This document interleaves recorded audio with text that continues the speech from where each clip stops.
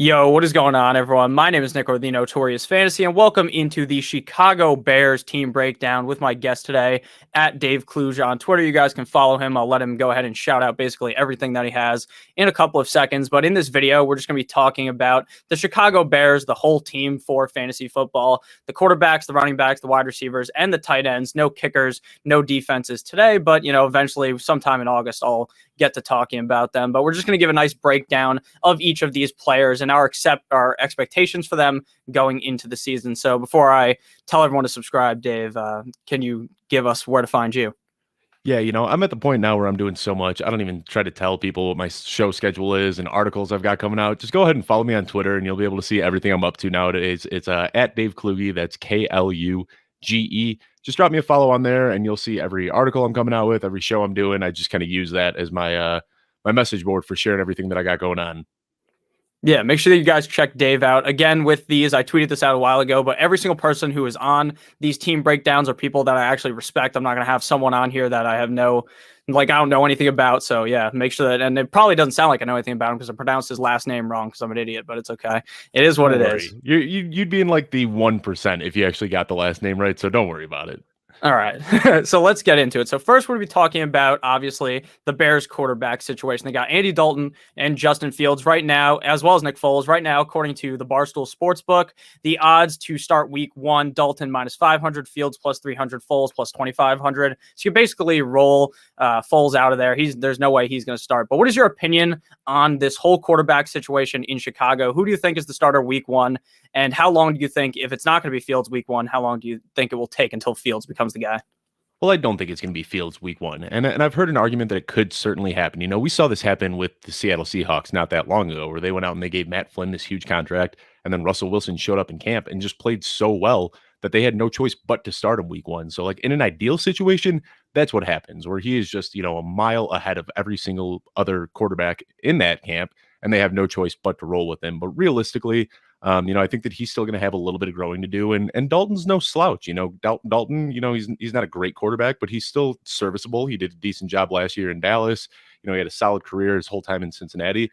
So I think that Dalton is the week one starter. And when I'm looking at the schedule, for me, I've got week 4 circled big time. That's where I'm expecting Justin Fields to take over. The first game is a road game, prime time against the Los Angeles Rams. I don't know if I want to see Justin Fields take the field against that. You don't want to see that for your first game. That is a tough matchup behind a pretty patched up offensive line, having to deal with Leonard Floyd and Aaron Donald.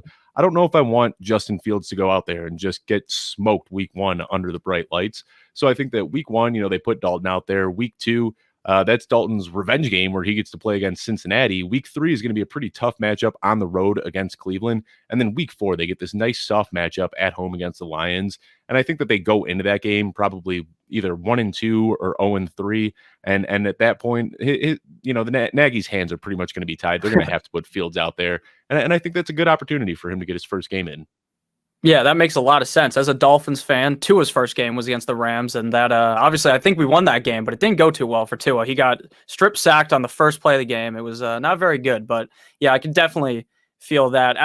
Just as an outsider looking in, I can completely agree with the fact that it's going to take a couple of games. I don't think that there's really necessarily any reason for Dalton not to be the guy week one, just to go ahead and play bad enough to where Fields ends up not being the greatest, then people are like, oh, at least he's better than Dalton, right? That is at least my thought process on it. Last year, Dalton was all right, like you said. He threw the ball 313 times, 216 completions, 64.9% completion percentage, 2,100 passing yards, 14 touchdowns, 8 INTs. I mean, he's nothing really special. He's not really the Andy Dalton of the Cincinnati Bengals a bunch of years ago when they went on that run in like 2015, 2016, but he's still pretty solid. But Justin Fields is obviously clearly the guy there. Justin Fields' ADP right now is quarterback 16. Are you okay taking him at that price right now? He's quarterback 16, overall pick 134.2 on Underdog.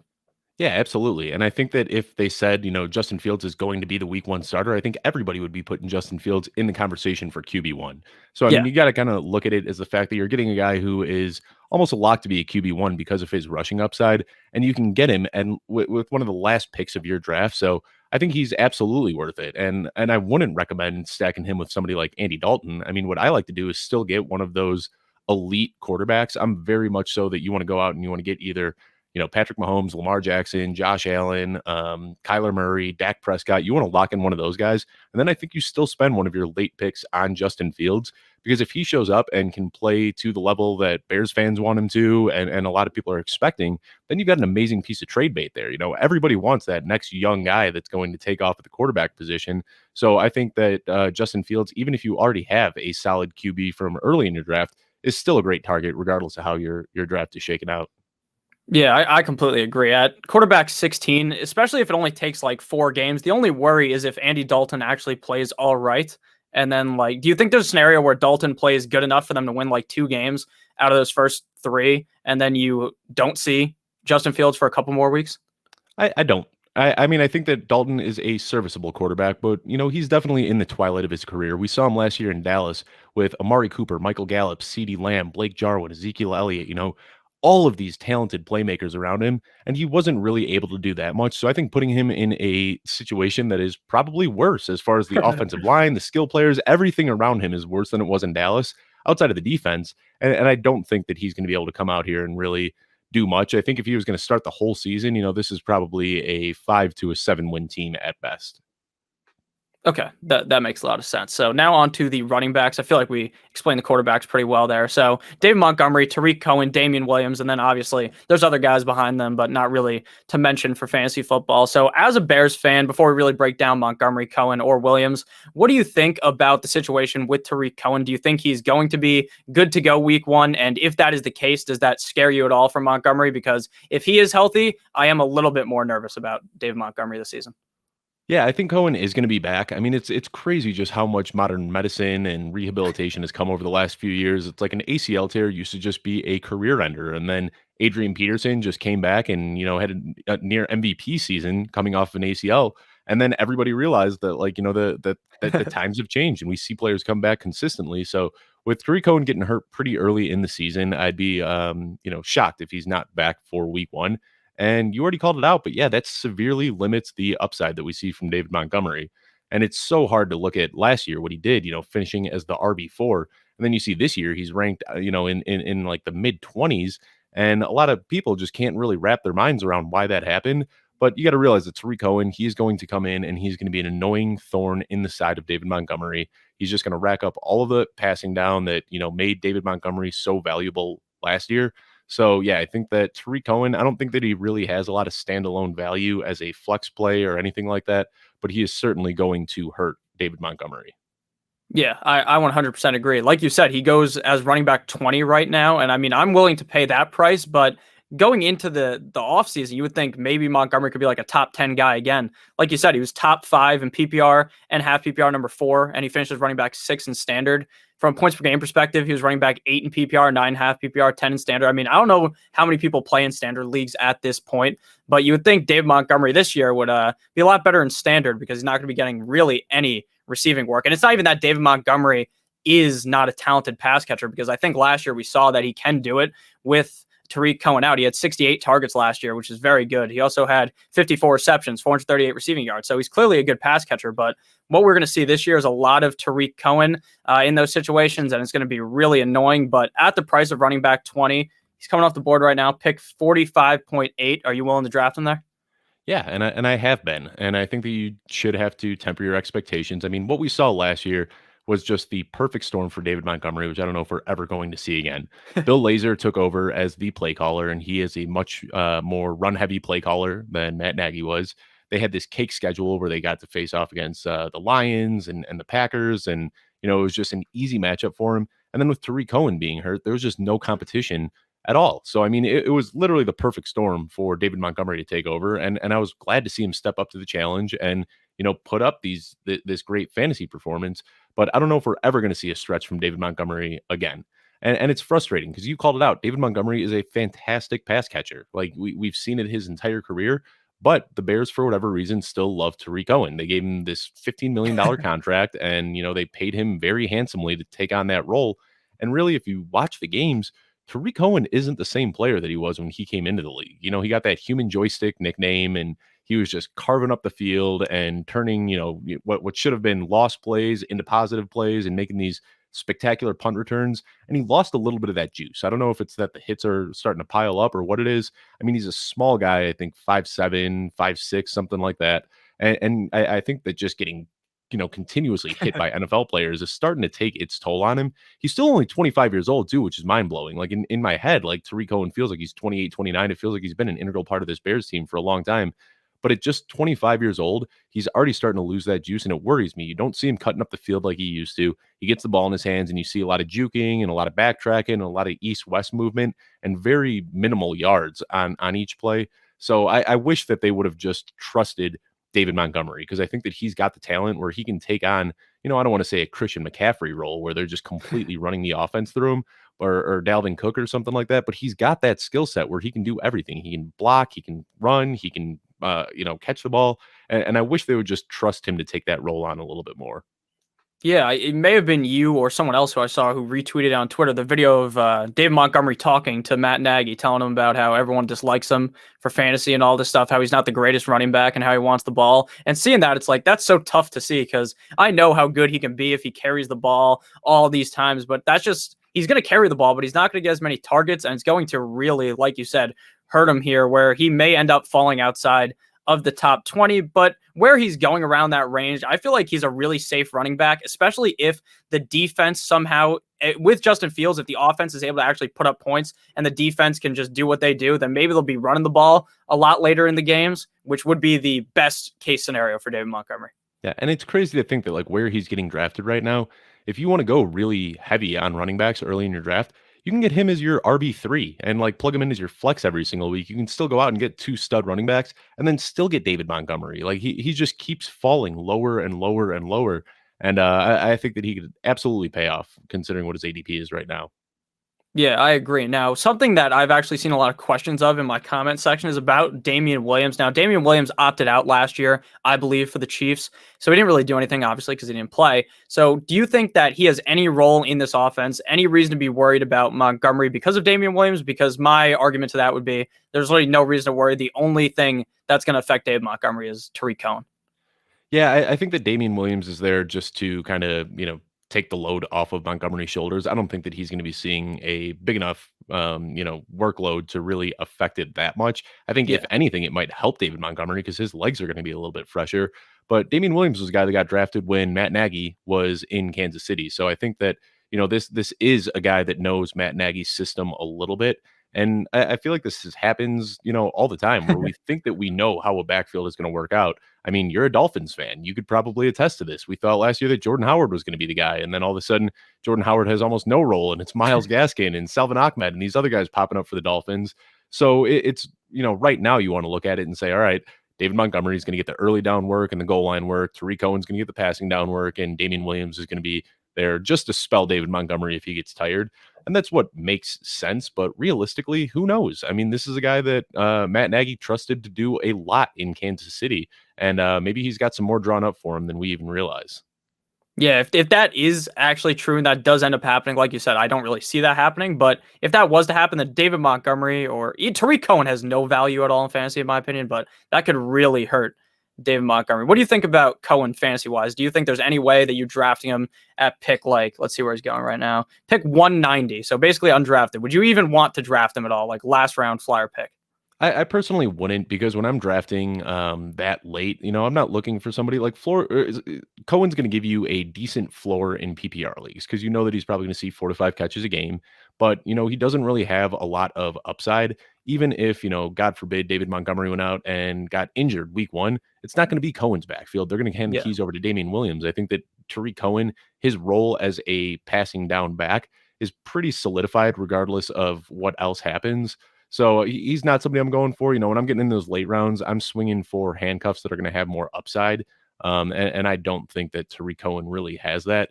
I feel like his ceiling is, like 15 points a week if he really, really goes off. And then he's going to give you kind of that like 5 to 8 point floor. But there isn't really much that he's going to offer outside of that. So would you prefer to draft Damian Williams or Tariq Cohen then?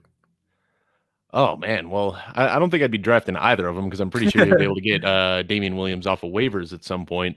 But yeah, if something were to happen to David Montgomery, Damian Williams would be one of those, people that you'd be dropping 40% of your fab on.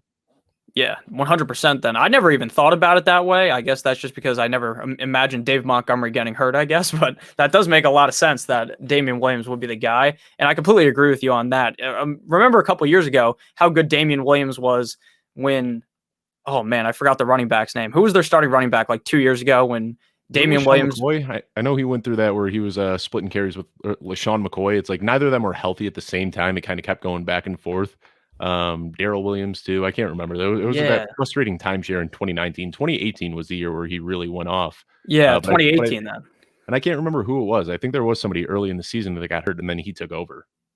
Yeah, maybe it was LaShawn McCoy. LaShawn McCoy was on like a million different teams back then. This has nothing to do with the video, so I apologize for even bringing it up. No, But what it was, I can't remember who it was in 2018, but 2019 they went into the season. Everyone thought that Damian Williams was going to be the guy. He was getting drafted in the late first, early second round, and then like 2 weeks before the season started, they went out and signed LaShawn McCoy and yeah, just nuked Damian Williams' value. But I can't remember how he kind of came on in 2018. It was like mid-season though. He definitely came out of yeah, nowhere. it was some type of injury because I remember like going into the playoffs, he played really well too that year. But like for the fantasy playoffs, he literally won me a league because he scored like 30 Yeah, points against someone that final yeah. week. So Damian Williams is clearly a running back that can take the reins from Dave Montgomery if he was to get hurt, obviously. So not really too much more to talk about there. So on to the wide receivers here. Quick question for you. What do you think about Anthony Miller as a guy who seems like he's just not going to be on the team this year, but they can't find a trade partner for? There's all this talk. For the last like 3 months, I feel like there's been talk about Miller being gone. What do you think about Anthony Miller?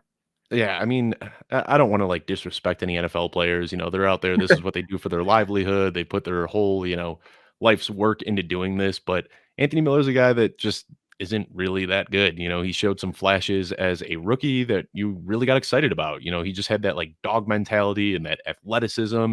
And that helped him in college when he was at Memphis, where he was just able to kind of out hustle and outwork everyone in the NFL on the field. But the problem is, I don't think he's putting in that work off the field. And his teammates crack jokes about it all the time. They did like a superlative thing, and he was voted the laziest person on the team. They talk about him showing up late to practices all the time. And you see that translate to his on the field play where he just gives up on routes and he's not really attacking the ball like he was as a rookie. So it's frustrating because it's like every single week, Anthony Miller just looks like a worse player than he did the week before. And I feel like this guy had so much potential. Dynasty guys were falling in love with him a few years ago. And then just to see him just slowly fade away, and then knowing that there's almost no trade market for him, that they spent the entire offseason shopping him and they couldn't find anybody to take him. I think that teams are starting to notice that he's a guy that just doesn't really have that work ethic. And at this point in his career, I think it's kind of too late to change what seems to be pretty much a mental block for him. So you believe then that he will be a Bear this year, or do you think they're going to just cut him? I don't know if they're going to cut him because there is just no depth whatsoever. If they cut Anthony Miller, then you've got to move up Javon Wims or Riley Yeah. Ridley. I mean, there's nobody on that team that can really take on that wide receiver 3 role. So I think that he's going to stick around. And I'd love for them to try to find a trade partner. But at this point, I don't even know if you can get a fifth or a 6th round pick for him. Yeah, this seems like an even worse situation than N'Keal Harry in New England, obviously. That's a bad situation too, but this seems even worse. Yep. And I know they tried to find some trade suitors, and it just seemed like there was really no interest because they've been shopping him for a while now.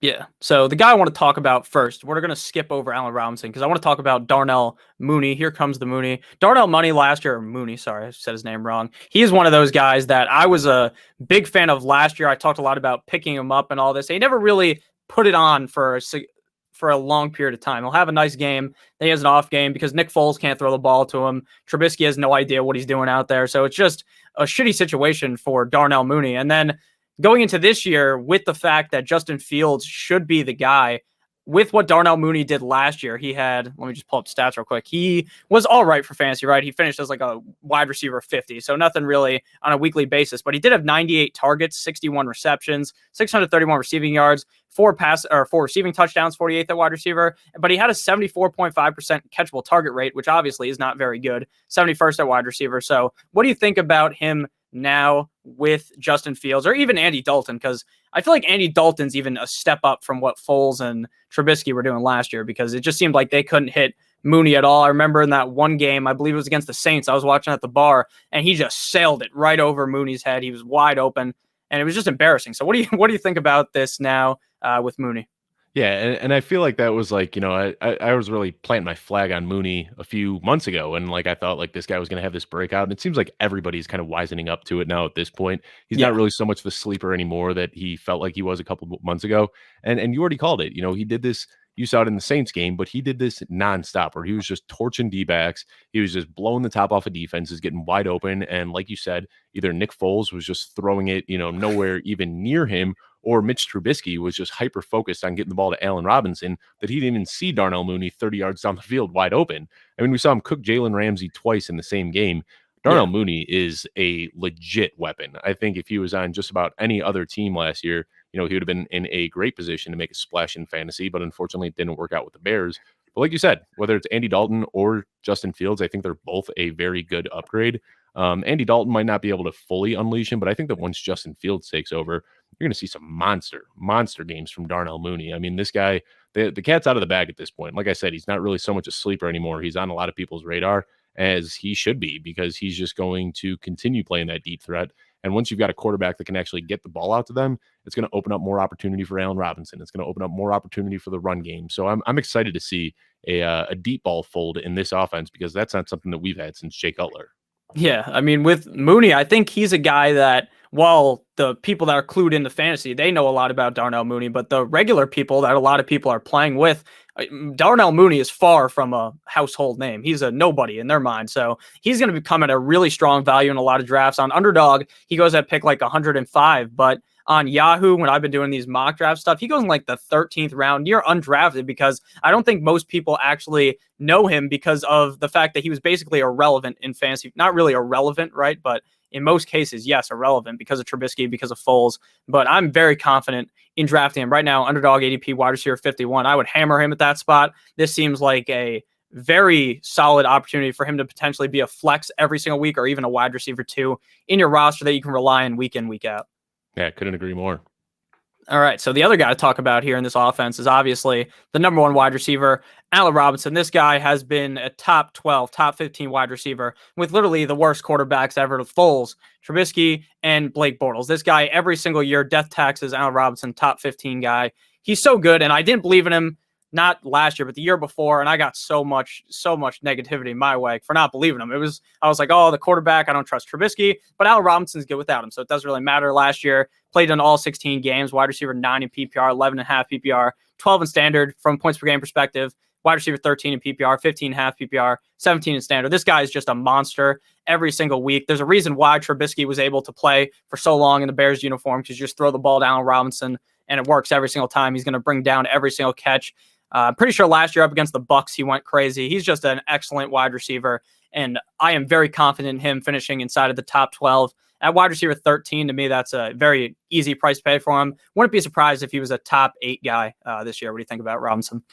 Yeah, I love him, and I'm not sure if you saw. I kind of went on a like Twitter rampage last night, because I realized like Allen Robinson, his last 2 seasons, like you said, he was the wide receiver 8 last year. He was the wide receiver 9 the year before. Now he gets a quarterback upgrade, whether it's Dalton or Justin Fields, and he's wide receiver 13 on Fantasy Pros. He's wide receiver 12 on Football Guys. He's like, somehow everybody is discounting Allen Robinson, Yeah, even though like this guy has balled out his entire career. We saw with Blake Bortles. You called it out. Blake Bortles was not a great quarterback, and he hauled in 1,400 yards and 14 touchdowns with yeah, Blake Bortles in 2015. So yesterday, I saw this big market discrepancy yesterday, and it just threw me into a tiff on Twitter. And I ended up writing a 1,600-page article that you'll be able to read in just a couple days on footballguys.com. And it is called Allen Robinson, the oft-forgotten fantasy football stud. Because I don't know why, and basically what I was able to deduce by writing this article is that everyone's falling for the shiny new toy syndrome right now. yeah, Everybody's moving Terry McLaurin and DK Metcalf and AJ Brown and all of these new young guys above Allen Robinson. And that's fine, because those guys have much higher ceilings than what you're going to get from Allen Robinson. But if you want a guy that is a lock for 150 targets, 1,200 yards and 6 touchdowns, Allen Robinson's your guy. Now, something else I did was call out, because obviously, it's no surprise that he has had to deal with some terrible quarterback play. And when you look at the numbers that he's had over his last 2 years in Chicago, which is almost on the dot, 150 targets, 1,200 yards, and 6 touchdowns. When you look at what what DeAndre Hopkins did for the first 6 years of his career with Matt Schaub, Case Keenum, Ryan Fitzpatrick, Ryan Mallett, Brian Hoyer, TJ Yates, Brandon Whedon, Brock Osweiler, Tom Savage, pretty much the same thing that Allen Robinson has had to deal with. And during that time, what DeAndre Hopkins averaged was 149 targets per 16 games, 79 receptions, 1,122 yards, and 6 touchdowns, which is almost identical to what Allen Robinson has done for the last 2 years. Once he linked up with Deshaun Watson, it completely changed the script for what we know about DeAndre Hopkins, and he has been a stud. His numbers went since he's been with DeAndre Hopkins with Kyler Murray and Deshaun Watson. It's gone up to 161 targets, 111 receptions, 1,425 yards, and 10 touchdowns per game, which we know is pretty much what you need to do to be a top 3 wide receiver. So talent-wise, I think that Allen Robinson is just a tier below DeAndre Hopkins. And if Justin Fields could end up being that prospect like Kyler Murray or Deshaun Watson, where he could just be a game-changing type of quarterback, we could see Allen Robinson get elevated into that top 3 conversation. Yeah, 100%. I mean, like last year, you said he was literally number 3 in targets last year, number 4 in receptions. This guy's a monster. 25.4% target share in that offense. 1/4 of the time the ball's coming out, it's going to Allen Robinson. That's because Mitch Trubisky's bad, and so is Foles, but that's also because of how good Allen Robinson is. And you're completely right. It really is the discrepancy between a veteran wide receiver, Allen Robinson, who's been in the league for a while, and a shiny new toy, DK Metcalf. All those young guys, people really like to get hype about. I mean, I would be happy drafting Allen Robinson over DK Metcalf. Obviously, you don't have to right now. Metcalf's like a second-round pick. Robinson is a third, fourth-round pick. But I'd be very happy to get Robinson. I'm not even a big fan of DK Metcalf. I don't know what you think about him, but I think that Allen Robinson, there's a legitimate path if Fields plays the whole year, not the whole year, I should say, like 13-ish games, for Robinson to be a top 5 guy. Do you think that there's any scenario where he is a top 5 guy, or do you think he's more coasting around 10? Yeah, I think his floor is pretty much, 10 to 12. We've seen him finish 8 and 9 over the last 2 seasons, and I don't expect him to turn down. Another thing is it feels like Allen Robinson's been in the league for so long. Like you think back to that 2015 season when he finishes the wide receiver 4. That Yeah. year he finished behind, it was Antonio Brown, Julio Jones, Brandon Marshall, Allen Robinson. Like people forget how good this guy can actually be, and that seems like it was forever ago. But Allen Robinson still is just 27 years old. Another Yeah. thing I came across when I was doing this article yesterday, and this kind of blew my mind, is that Allen Robinson averaged just 3.1 yards after the catch last year. That ranked 139th in the league. And the reason for that, it's not because he can't rack up yards after the catch. I mean, when you get this guy, when you see him in the open field, I mean, he's tough to catch. He's a big dude with long strides. But the problem is that he has to just constantly readjust to catching these terrible balls.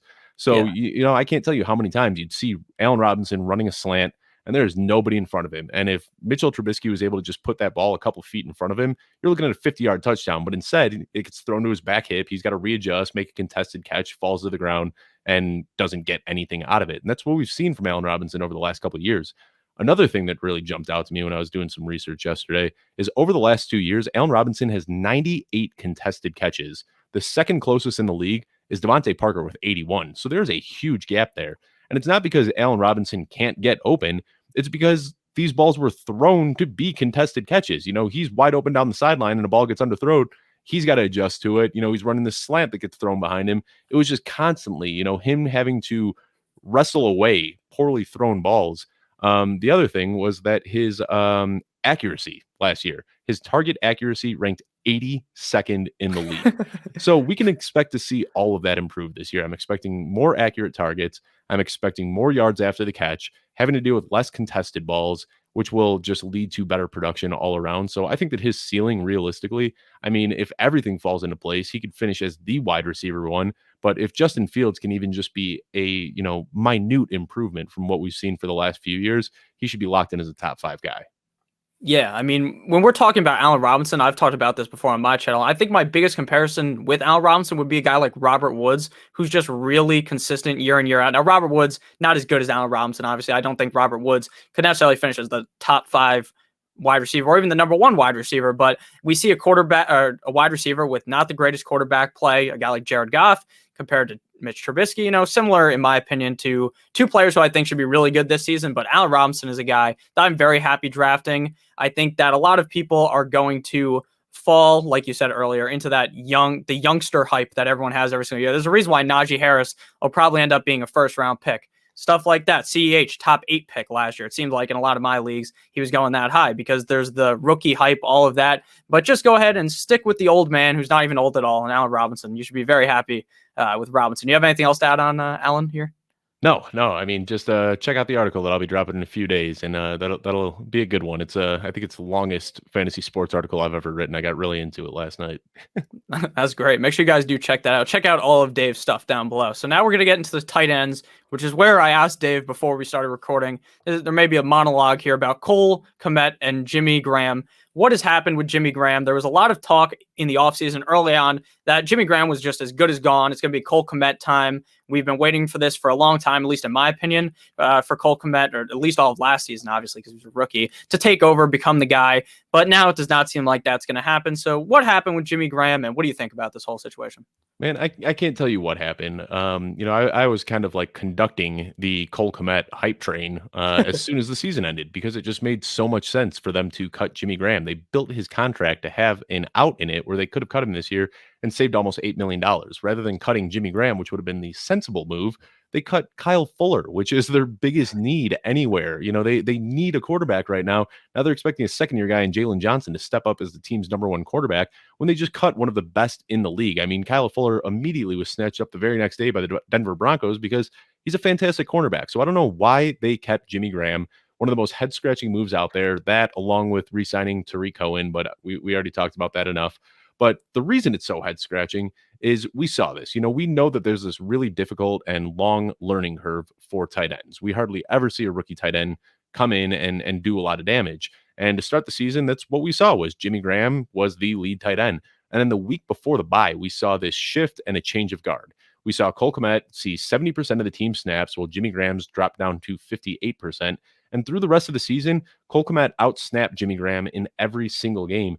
Eventually, in week 15, seeing 100% of the targets, or 100% of the snaps. I mean, it became Cole Kmet's position at tight end.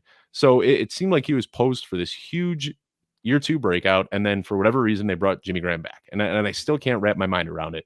I think from a dynasty standpoint, this could actually help Cole Kmet because I think that Jimmy Graham is at that age where he can really help him and mentor him and help him become an even better NFL player. But unfortunately, I think it really, really hurts his 2021 value.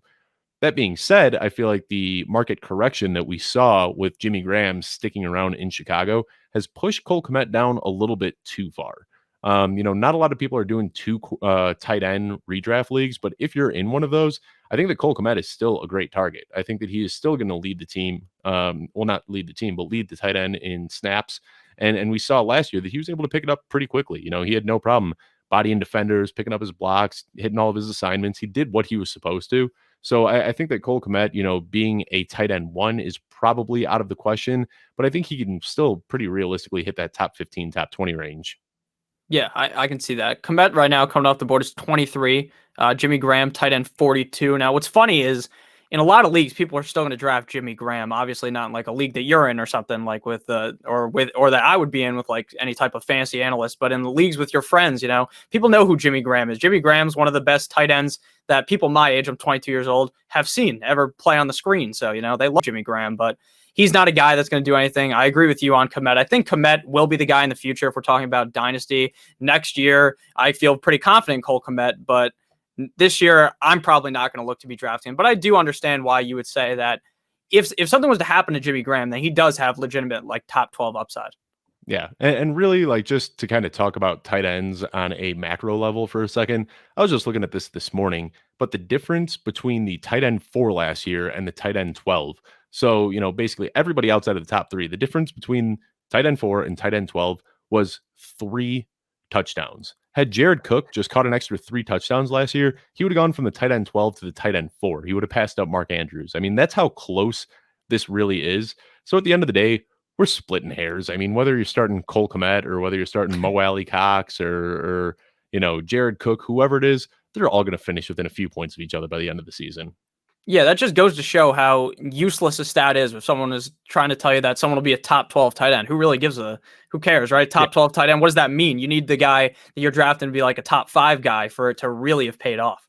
Right. And I don't think that Cole Kmet has that upside. So if I'm getting to where, I missed out on Kelsey, Kittle, and Waller, and I need to draft a tight end, I'm waiting for the guys that have immense upside. Give me Blake Jarwin, give me Gerald Everett. These guys that are in positions where they can really take over as the tight end one on their team. Where I just think that Cole Kmet, even if everything falls his way, he's still going to be fighting Jimmy Graham for targets. Jimmy Graham's still probably going to catch, 2 to 4 touchdowns and a couple hundred yards, and that's just going to severely cap Kmet's upside.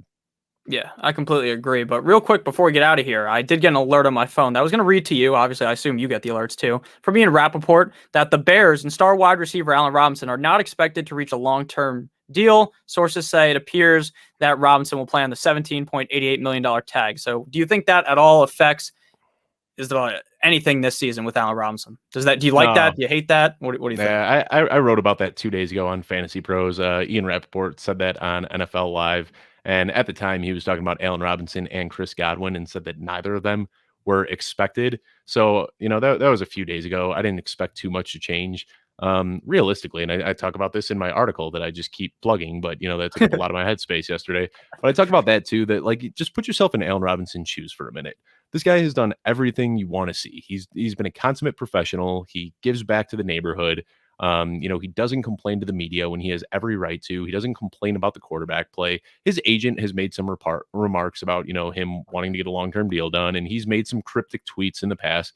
But realistically, Allen Robinson hasn't done anything wrong, and all he's gone out there to do is perform. And he made it obvious that he wanted a long-term contract this year. They didn't want to give that to him. They slapped him with the franchise tag, and there was that, talk that maybe he might not sign it. Well, all of that was going on. The Bears took Kenny Golladay out to a steak dinner and they offered him $12 million per year. Like, what a slap in the face to Allen Robinson, who has done everything you want to see from this team. And instead of giving him a deal, they go out and they start suiting a new, younger wide receiver, offering him exactly what Allen Robinson wanted. So I understand Allen Robinson's frustrations. As much as I love him as a player and I'd love to see him retire for the Bears, I don't think it's going to happen, and I don't think it should happen. Free Allen Robinson, get him out of Chicago next year, and get him the quarterback that he deserves. Yeah, I completely agree. That's just a terrible situation for Allen Robinson. I remember hearing about that. I didn't even think it didn't even occur to my mind that happened, but that's so funny. All the stuff with Kenny Golladay was crazy, how he was flying around from team to team. But at the end of the day, I think Allen Robinson should still be fine. This shouldn't affect him this year, right? You would think. You think he's just fine? No. I think this year, I think he knows that that's what it is. And I don't know, like he plays every game like he's got something to prove. I don't know if he's trying to prove it to himself or the Bears or the Jaguars or his ex-girlfriend. I don't know who he's trying to prove somebody, but he's out there just wearing his heart on his sleeve and putting it all on the line every single week. And I don't expect that to change, because if he goes out and balls out again this year, if he can put together his third straight 1,200-yard season, he's going to get an $80 to $100 million contract after this season. And somebody's going to lock him up until, he's 31, 32 years old and give him a nice career. Yeah, he definitely deserves that big money. Another player who does crazy stuff is Mike Williams. That's a guy who always lays his body on the line. That's why he's always hurt. And I just thought that was an interesting thing to bring up, because Mike Williams, that's a guy who could be a real fantasy sleeper if he doesn't die. But it seems like every single season he jumps too high into a ball or dives out of bounds, instead of saving his body, he's trying to do everything he can to make a catch. That's what Allen Robinson does well, except for he hasn't really dealt with too many injuries.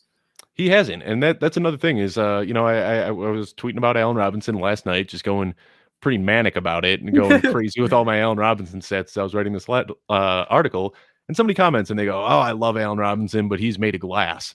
The man hasn't missed a game in 2 years. Like, he tore his ACL back in 2016. Since then, he has only missed 3 games. I mean, I don't know what else you want from this guy. He does everything. The best ability is availability, and he has been available, and he plays every single week. So I don't know why people are still parroting that.